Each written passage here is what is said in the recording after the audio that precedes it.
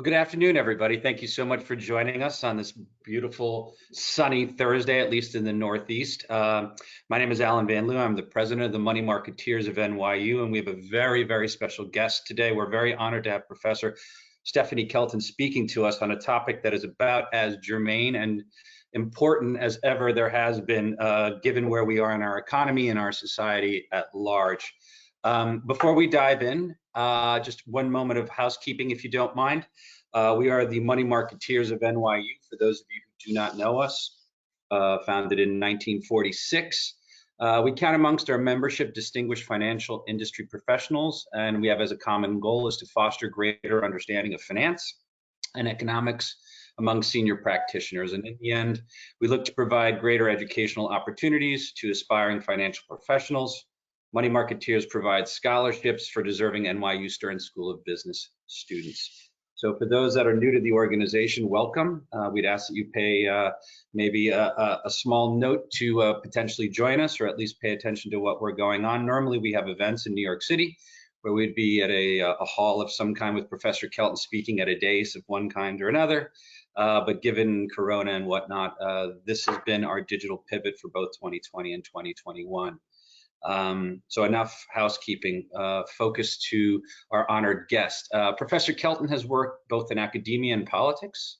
She served as the chief economist on the US Senate Budget Committee in 2015 and as a senior economic advisor to Bernie Sanders' 2016 and 2020 presidential campaigns. She's also a senior fellow at the Schwartz Center for Economic Policy Analysis and a professor of economics and public policy at Stony Brook University. Professor Kelton has held visiting professorships at the New School for Social Research, the University of Ljubljana, and the University of Adelaide. Politico has called her one of the 50 most influential thinkers in 2016, and Bloomberg listed her as one of the 50 people who defined 2019. And then last but not least, Barron named her one of the 100 most influential women in finance in 2020. Quite impressive indeed. Professor Kelton is also an accomplished author. Her recent book, The Deficit Myth, if I just take a moment to read the byline for your book, if you don't mind, empowers readers to break free of the broken thinking and fictitious constraints that have been holding our nation back. Deficits can help us fight a myriad of problems that plague our economy: inequality, poverty, and unemployment, climate change, housing, healthcare, and more. But we can't use deficits to solve problems if we continue to think of the deficit itself as a problem.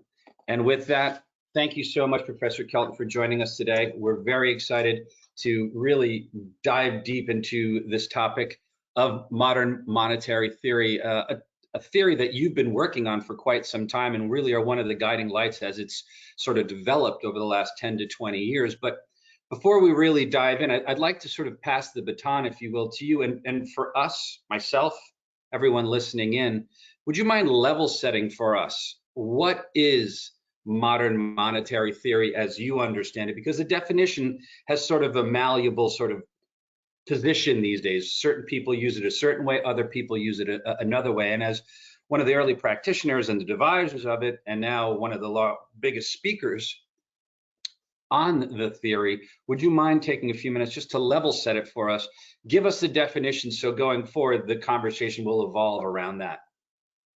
Sure, and thank you for the opportunity to spend some time with you. It's really a pleasure. I appreciate the question because you're right. There are these shorthand versions of MMT, definitions, caricatures, misrepresentations, and really, I think, you know, if we're going to be fair to, you know, the framework that we have spent now a quarter of a century building, then it's sort of incumbent on others, if they're going to attempt to define MMT, to do it with reference to the actual scholarship, to refer to the economists who produce the body of work that when you wrap your arms around it, you call it MMT. So, you know, it gets a little bit difficult in some respects because you have in the early years, let's say a half a dozen economists writing and producing this scholarship. It's grown into this huge body of work with more and more economists contributing along the way. But at its core, MMT started as a project that was offering an explanation of how a sovereign currency works. That is the project at its core. How does a sovereign currency work? So what do we mean when we talk about a sovereign currency? So we are centering the question of the nature of the monetary system. So if we are thinking about governments that operate with a sovereign currency, we're talking about countries that define the unit of account. They choose a US dollar, the yen, the British pound. You have a unit of account chosen by the government. The government makes and enforces tax laws so that the government is receiving payments to itself, that it collects a currency, right, that it has issued into existence. So government is the issuer of the currency, makes and enforces tax laws, taxes in its currency, and if it chooses to borrow, and that word is important, that it refrains from borrowing in currencies that it doesn't control. It borrows only in its own currency. Does not pledge to convert its currency into something it could run out of. So we are not talking about, when we talk about a sovereign currency, we're not talking about a gold standard or a fixed exchange rate. We're talking about floating fiat currency. Government restricts itself to borrowing in its own currency, issues the currency. So what follows from those sort of core tenets of MMT? Well, for one thing, the government can't run out of money. It cannot run out of its own currency as we would say, as the sole creator or the monopoly currency provider. It can never run out of money. It cannot go broke. It does not face a conventional budget constraint. It can always afford to purchase whatever is available and for sale in its own unique unit of account. So available and for sale is important because some governments, that will mean a very large market. For other governments, the marketplace will be smaller, but it means in all cases that the one thing that you can always afford to purchase, whatever is available, is idle labor. In other words, unemployment is always a policy choice. The government can afford to employ all idle labor. Cannot be forced into default like Greece, never has to borrow its own currency from anyone in order to spend, so you don't have to worry about bond vigilantes. What if foreigners decide they don't want to lend to the government and all these sorts of things? So many of the misunderstandings that we have about the mechanics and the nature of the government's budget, government finance, begin to unravel when we kind of start with a recognition that where a country lies on the currency spectrum, on the monetary spectrum, if you are a monetary sovereign, you have a high degree of monetary sovereignty, you are like the US, you're like Japan, you're like the UK, you're like Australia, you're like Canada, you're clustered at this end of the spectrum, you have expanded policy space. You can operate your budget and orient your macroeconomic policies around achieving domestic goals, in particular full employment and price stability or low inflation. The more you gravitate away from that end of the spectrum with a pegged currency or a fixed exchange rate or a currency union, dollarization or something like that, the less policy flexibility, less policy space you have, the more you will need to run and operate your budget more akin to that of a household. So that's just a sort of a starting point. Yeah, no, thank you. And if you don't mind, let's unpack that concept of the currency, because in markets in general, and certainly in economics, there is the discussion of where does a currency come from?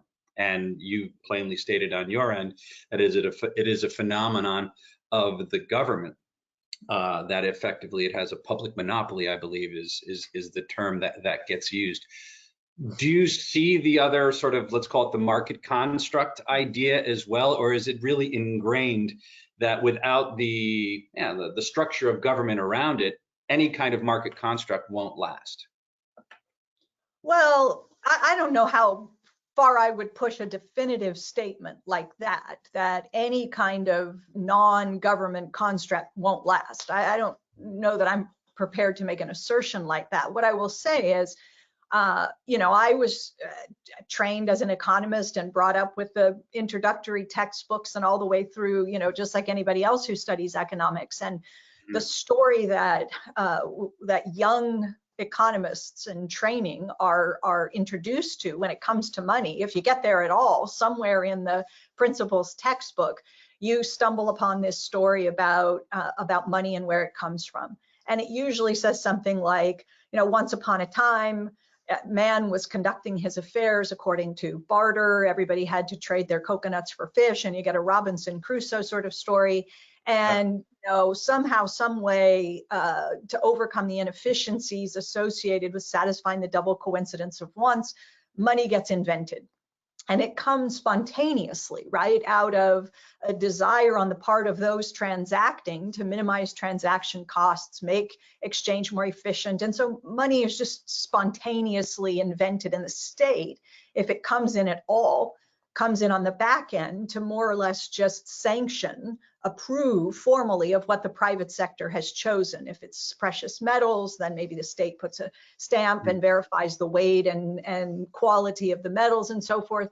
And there's a story that runs the opposite to that, which starts with the state and centers the state in the origin story. And a person like Charles Goodhart, many of the people who are with us right now may recognize the name. Goodhart has a very nice piece on this called The Two Concepts of Money. And then there's a subtitle where he lays out, juxtaposes these views: the chartalist view, which centers the role of the state and the importance of tax and giving value to the currency, versus the medalist view, which is, the Menger story, the more, sort of Austrian story of the nature and origin of money as being a tool to solve the problems associated with, inefficient exchange and so forth. So I know both stories. I just think that, I managed to convince myself through a lot of reading that, as Goodhart did, that the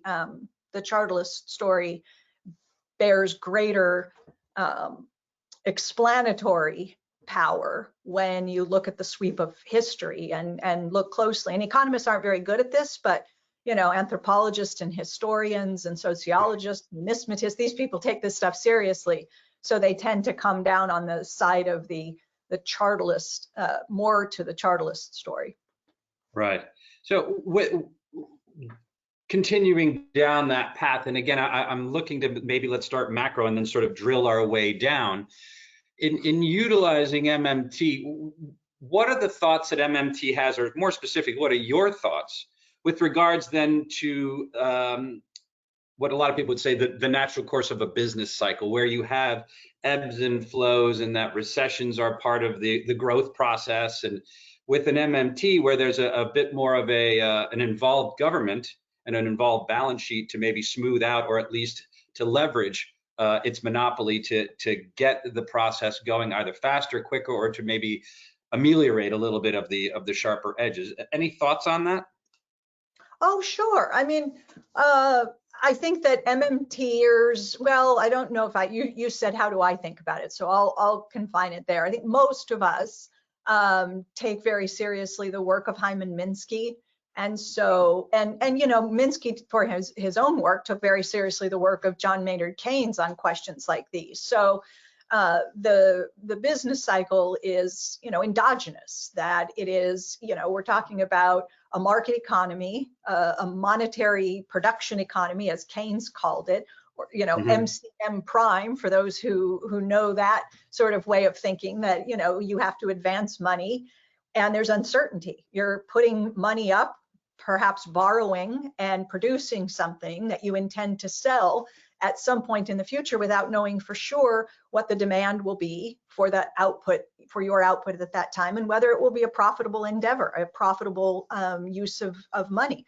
So the goal is to end up with more money at the end, to end up turning a profit, right? Have profitable investment, but that doesn't always work out. And as Minsky explained, that can falter for a lot of reasons. So you're making cash flow commitments that have to be serviced in the future, and the future might not turn out the way that you anticipated, and you might be disappointed, and inventories begin to rise and you do not have the revenue and you can't meet commitments, and so you scale back, and the economy, you get investment-led, let's say, economic downturn. Obviously, you can trigger recessions for a variety of other things can happen, but that sort of was core to Keynes, right? The role of profit expectations, the uncertainty, the financial theory of investment, and the investment theory of the business cycle. And so that informs my thinking very much. And then in terms of smoothing the cycle,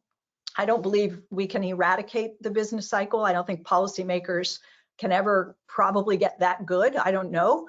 But I think that, intervention to put a floor under incomes when the downturn comes and to try to, truncate the downturn and bring about the upswing more quickly, there is, in my view, a role for policy, monetary and fiscal policy to play in that.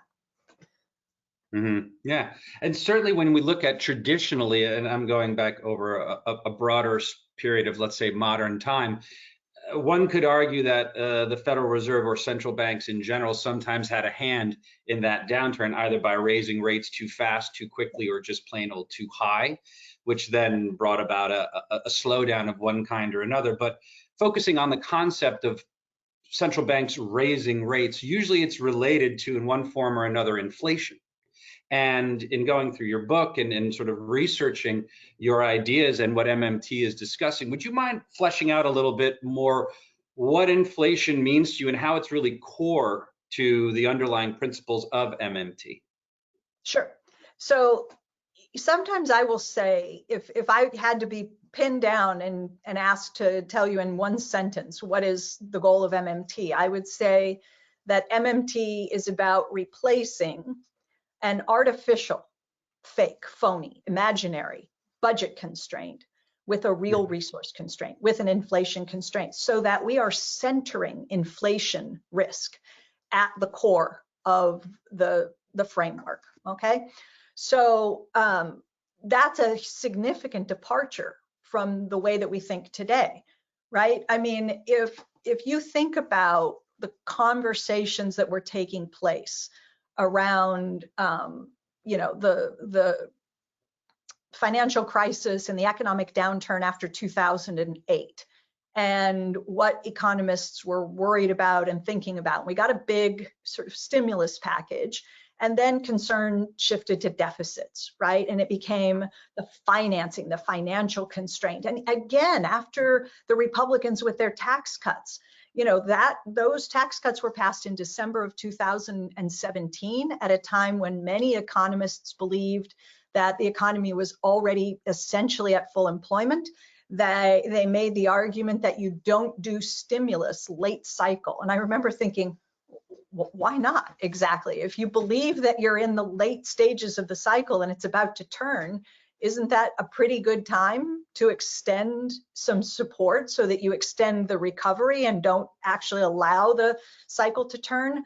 But people made the argument. I mean, very well-known top economists were making the case that basically you have to keep your powder dry, that if you push through tax cuts that were significant, like a $1.9 trillion tax cuts, that if we were to do this, they made the argument, if Republicans do this, they're going to leave us living on a shoestring for decades to come. This is something that Larry Summers argued publicly because he was opposed to the tax cuts. He made the case that because of the deficits that would result, Congress would be unable to respond in the event that the economy slowed down and moved into recession. We just wouldn't have the capacity because of the deficits. Now, I think clearly that was wrong. And we know that it was wrong because COVID happened. And after coronavirus hit, Congress started spinning out multi-trillion-dollar pieces of legislation without much pause and with no concern for pay-fors or, the impact on the budget or any of that sort of thing. So this time, though, let me just end with this.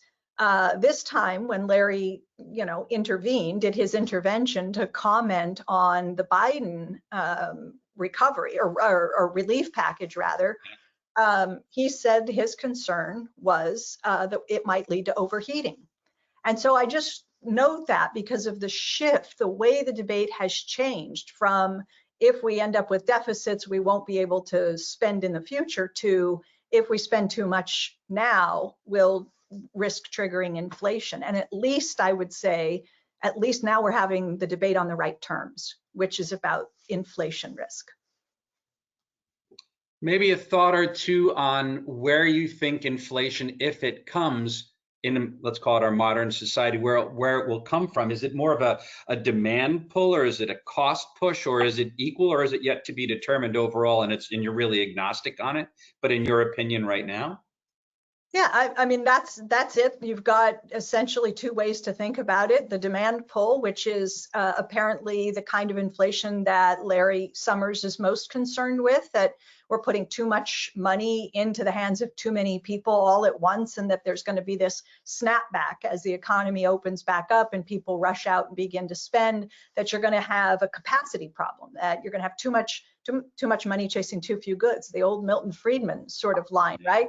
And that would be demand pull. What we're seeing, I think, are, there is evidence that we've got supply chain issues. The shipping costs are an issue right now, automobile prices, the microchips. It's more difficult to get finished goods all the way through to the end of the production line for a variety of reasons. You can have those kinds of pressures coming from supply side bottlenecks, energy costs, and that sort of thing. But so the answer is, I'm not so much agnostic as that I recognize that both can be a factor. I think Jerome Powell's position, which is that we are likely to see some increased pressures of both kinds, right? Perhaps from both sides, the demand pull and the cost push, through the summer and maybe through much of this year. But if you listen to what Powell says, he says, we think that this is going to be transitory in nature. These are not going to be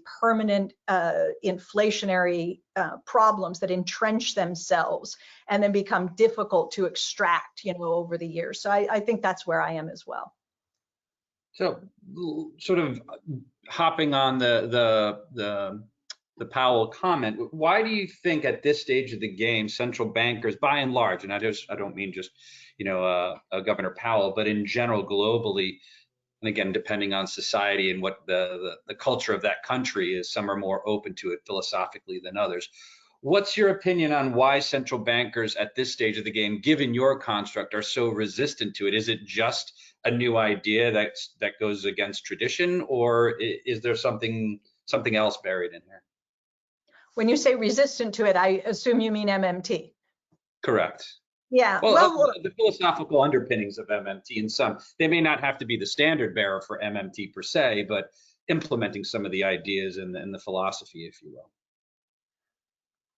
I think a lot of things are going on here. I think one of the things is that, central bankers, you remember when Alan Greenspan was chairman of the Federal Reserve, and he was the oracle, and the magazines would have him the second most powerful man in the world. And there is stature associated with the central bank. I mean, this is a powerful guiding economic lever, right? It is the central bank's job to manage the economy over the business cycle. We have given them all of the responsibility. And so when things go well, they get all of the credit essentially, because, the central bank has the steering wheel. They are supposed to drive.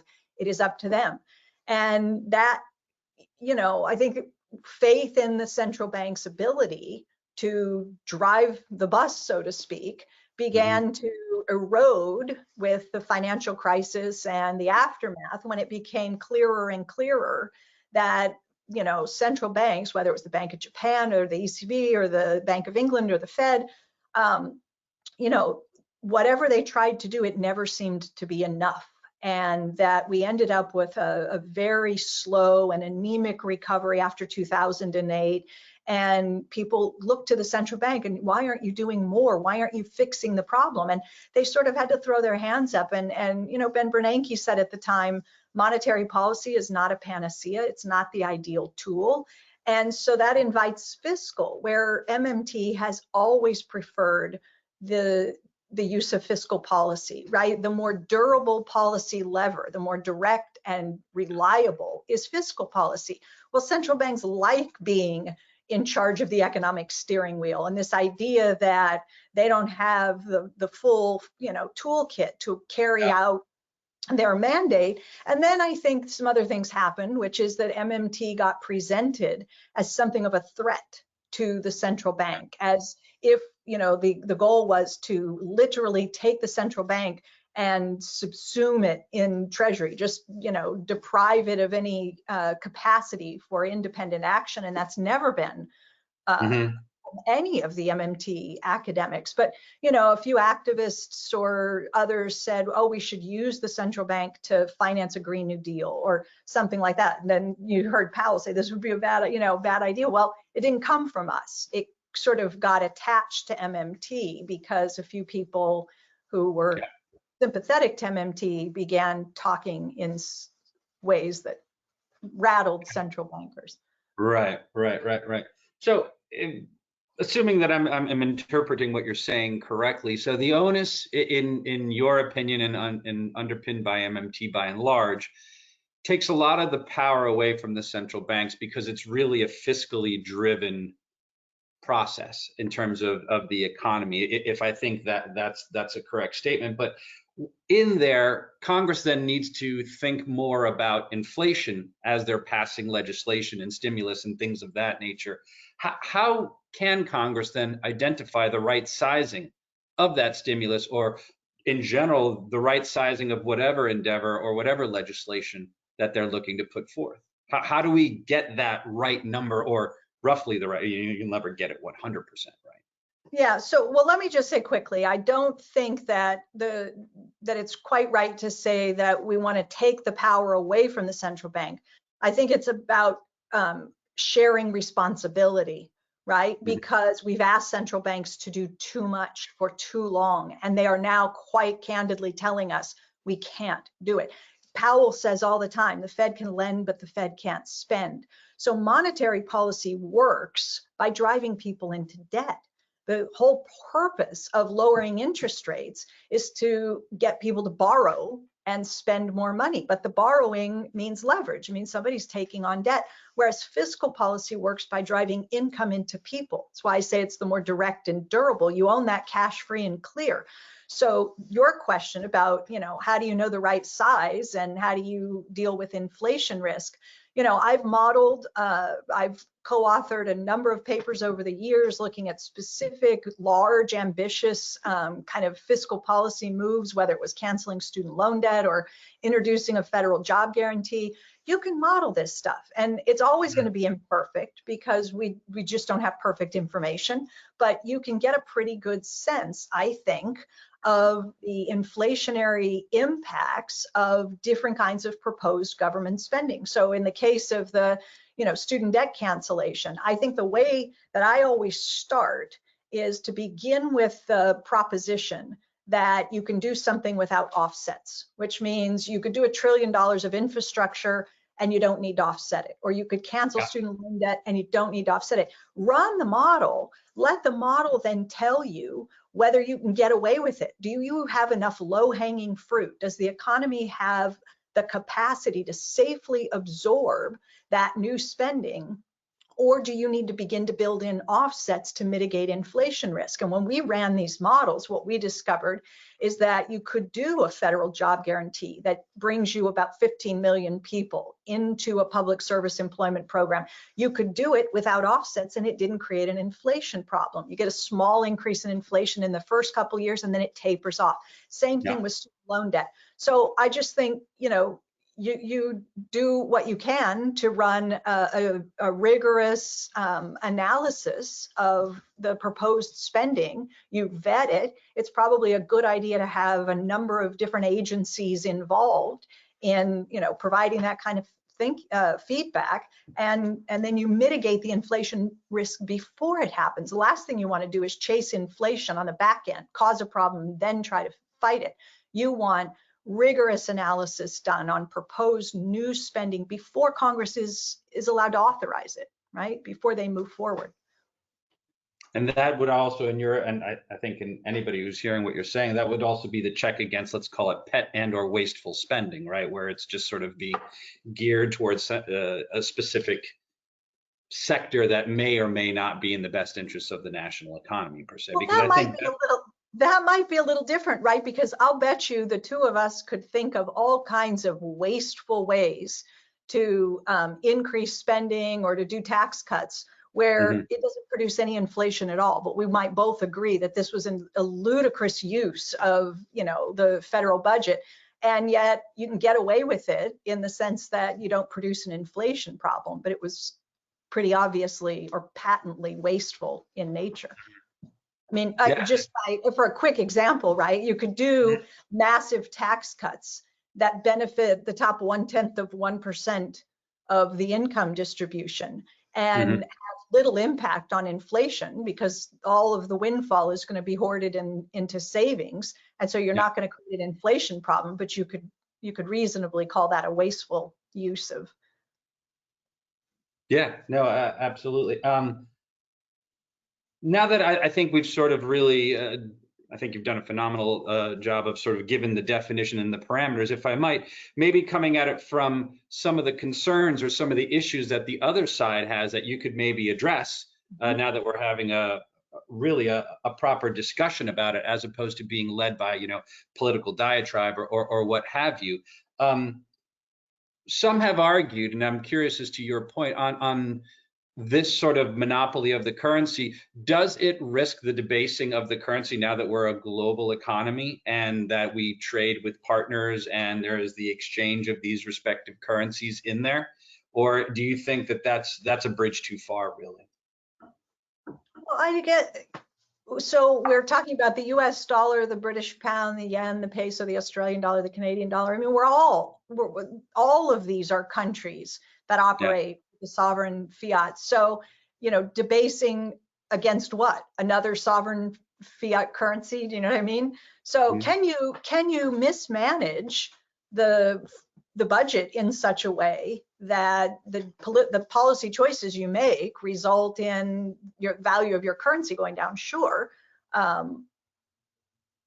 don't dispute that, but what's happening now is that virtually every government is taking full advantage of, well, in some level, to some degree, right, exercising their spending capacity to deal with COVID and the economic fallout. And so far, I haven't seen currencies start collapsing around us. We're piling, well, I don't want to say that. You'll hear people say the world is piling on, 13 trillion, 15 trillion in debt and so forth.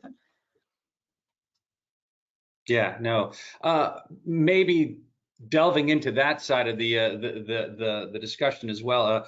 One of our members had sent me a question, which I thought was an excellent question, and I'd love your thoughts on it. And if you don't mind, he did a really good job of asking it, and rather than me butchering it, I'll just sort of read it off if you're okay with that. Says, you talk about mature and industrialized economies. Could you expand more on the types of prescriptions that you would apply to economies on the other end of the spectrum? Yeah. Developing economies that are struggling against fiscal constraints. More specifically, how would you address an economy like Argentina, deep in a recession, seemingly little fiscal capacity? What would be sort of the prescription there, in your opinion? Very tough to do a whole lot of good in the very near term, right? Because for some countries, what you want to do is situate yourself along that spectrum, right? Moving in the direction of countries that have expanded policy space. And when you are, in a sense, the victim of decades of operating on a fixed exchange rate regime, you have a significant foreign currency debt, you have an economy that operates with essentially parallel currency with, US dollars needed for, real estate purchases and other things, and the local currency working in other respects. It's very difficult. It's a multi-year reform program that's going to be needed to, wean some countries off of their dollar dependence, to develop, to orient their domestic economies around self-sustainability, self-sufficiency. You got to be energy independent and food independent, and you got to get off the the foreign currency debt, and that's going to take time, for some countries to orient. But there are economists, I'd just like to mention a couple. Fadel Kaboub, who is an MMT economist, he's Tunisian. He runs an institute, a global institute for sustainable prosperity. Fadel works with sub-Saharan African countries with their elected leaders across Latin America. We have MMT economists in Southeast Asia. Scott Fulweiler is working with a number of countries and their governments in an advisory capacity. So I just want it to be clear that MMT has definitely something to offer to countries that have much more restricted fiscal space, and the nature of their monetary systems don't give them the degree of freedom that other countries have. But we work on a longer term sort of strategy, development strategy, to increase the policy space in these countries. And give them then that ability to pivot then in time. Right. Yeah. Another thought that comes across to those that are analyzing MMT is this deficit cycle, and I'm going to put it very simplistically, so excuse my sort of ham-handedness in this maybe, is the cycle just goes on and on, right? It's debt upon debt upon debt, or deficits upon deficits. How does this cycle ultimately end, or is there sort of what we experienced in the 90s, then when we have a boom, we can start paying down that debt again, as was done in the Clinton and under the Clinton administration, I believe, second term, give or take. How does MMT look at this sort of the cycle that just keeps on going and going, or is there an ebb and flow to it as well, or is it just simply what it is? Well, so much of the budget outcome, where the budget ends at the end of the time period in which we measure it, it could be a fiscal year, a calendar year, right? A lunar year. So much of where the budget ends is a reflection of the state of the underlying state of the economy. In a very booming economy, you referenced the Clinton years, the latter part, a booming economy moved the budget into surplus. And so, yeah, we had federal surpluses in 1998, 99, 2000, 2001, 4 years running, and the only time in my lifetime that the government's budget was not in deficit. So the norm, as you said, is deficit upon deficit upon deficit upon deficit. But what does the deficit even mean? Well, it's just the difference between two numbers, right? It's the difference between how many dollars the government spends in to the economy each year and how many dollars it subtracts back out mostly through taxation. So I just think of it as net spending.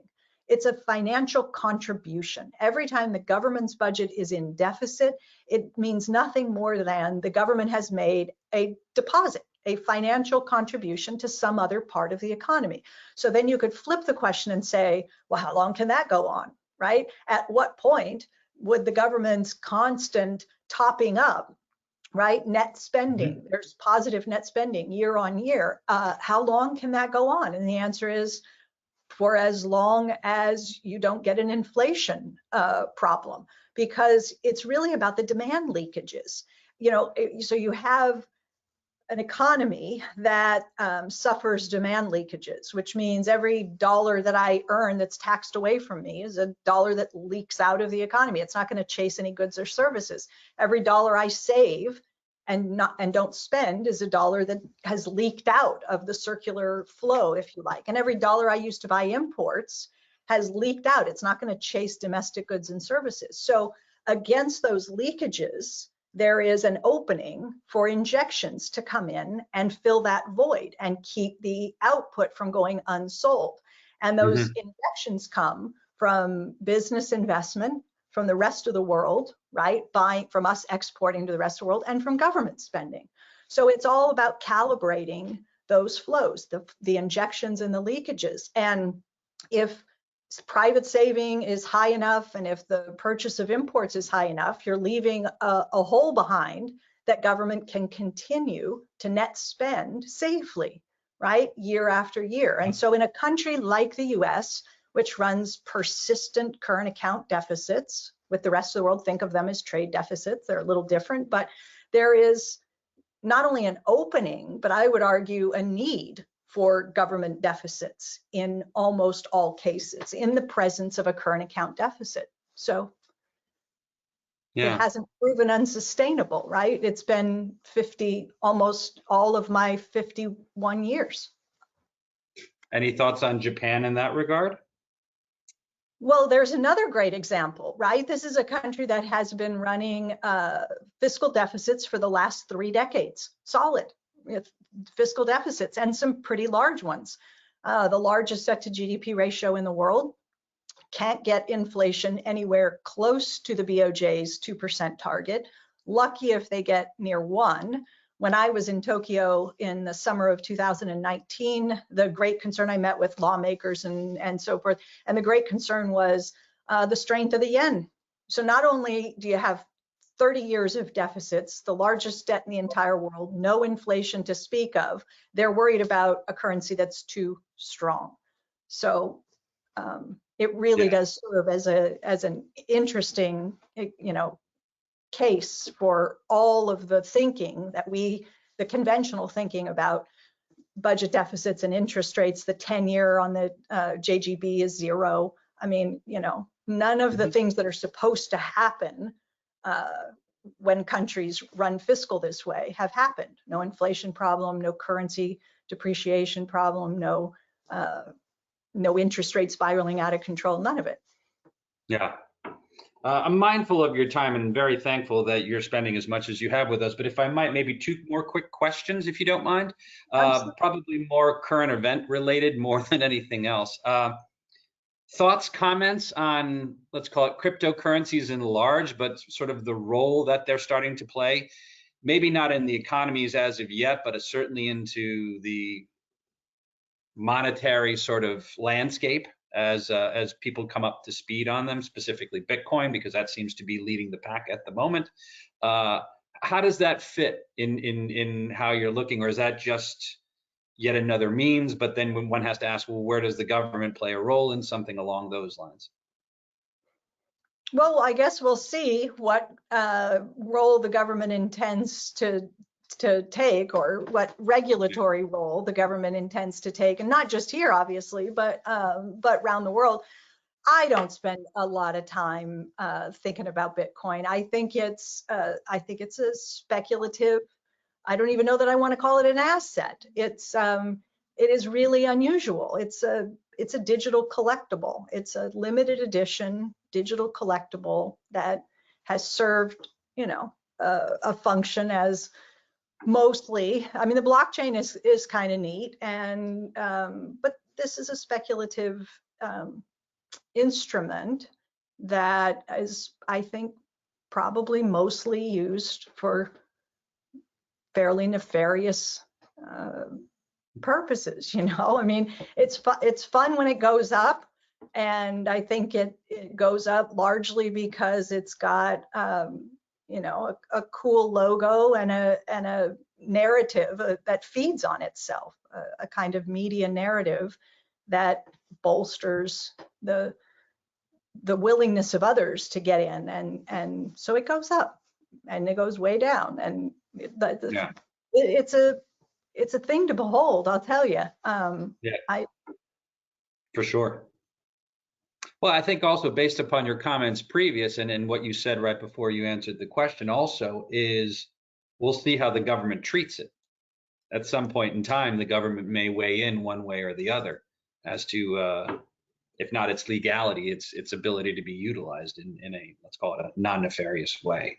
Yeah, I mean, I'm sure everybody probably heard Secretary Yellen's comments when she was asked about Bitcoin the other day. I heard Senator Warren, Elizabeth Warren asked, and she just sort of said, I agree with what Janet Yellen said, which is sort of, well, I think Senator Warren said it will end badly. That's sort of her view, and they could certainly hasten the demise if they made, certain regulatory moves. But I don't know. I don't think anybody does at this stage. And lastly, to close us out, if you will, and again, topical to the right here and now. So I'm presuming that the fiscal age package that's just being passed is about 1.9 trillion when it's all said and done.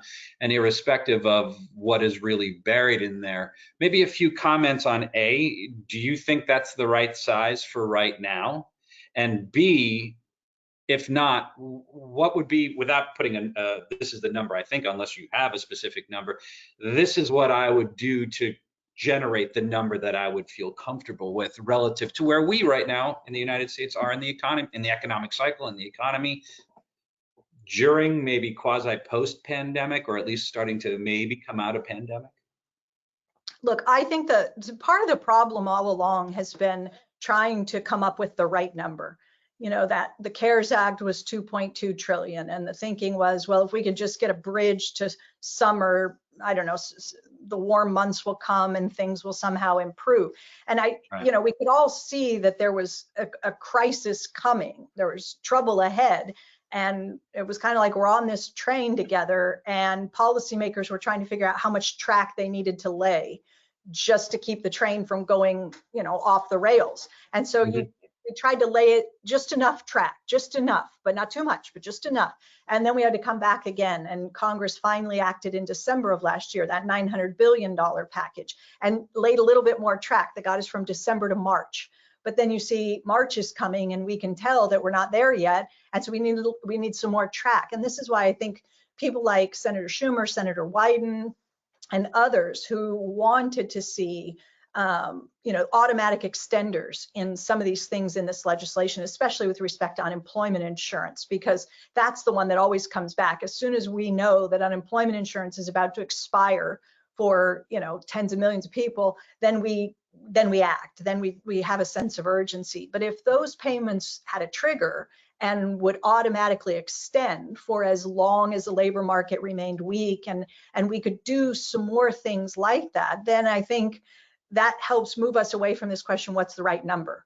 Because you let the budget start automating itself. The payments continue until the pain stops, sort of thing. But you know, we got 1.9 trillion. Okay, we'll see, you know, how the economy responds, but we all know what's coming. By fall, there is an expectation that we'll get another large package, or at least a proposal for another large package. Now, whether we can get that one out, and I know this is sort of President Biden's signature kind of spending agenda. It's got the Build Back Better, it's the climate, it's the infrastructure, it's manufacturing, R&D, dealing with some of the supply chain issues, education, caregiving, and so forth. So he's going to come back, he's going to want those things. And the big question for me in terms of the price tag, you know, how much more low-hanging fruit will be left by the time summer and fall roll around? And how much can you safely get away with spending before you need to start building in offsets? And how are they going to think about and approach the question of these offsets? Because you're already hearing some talk about trying to pay for at least part of the spending, and can you do it with some Republican support if you're going to make tax increases part of the program? So I think it's likely that well, I don't know. I think we're going to need more, but trying to come up with exactly the right number is difficult in advance, this many months in advance, until we know more about what the economy will look like closer to fall. Certainly on the reopening that we're starting to see, certainly in, let's say, more of the southern states at the moment, but it's starting to permeate in the north as well. Listen, with that, a sincere, thank you for taking the time today. It was very instructive, very informative. I hope for our audience, it really gave them a sense of certainly your definitions, but maybe sort of laid the groundwork for what MMT is trying to accomplish and what the theory's underpinnings are. And for that, myself and the board, we're very thankful for that. And to everyone watching us, thank you so much. Thank you again, Professor Kelton. You bet. Thanks for having me. Absolutely.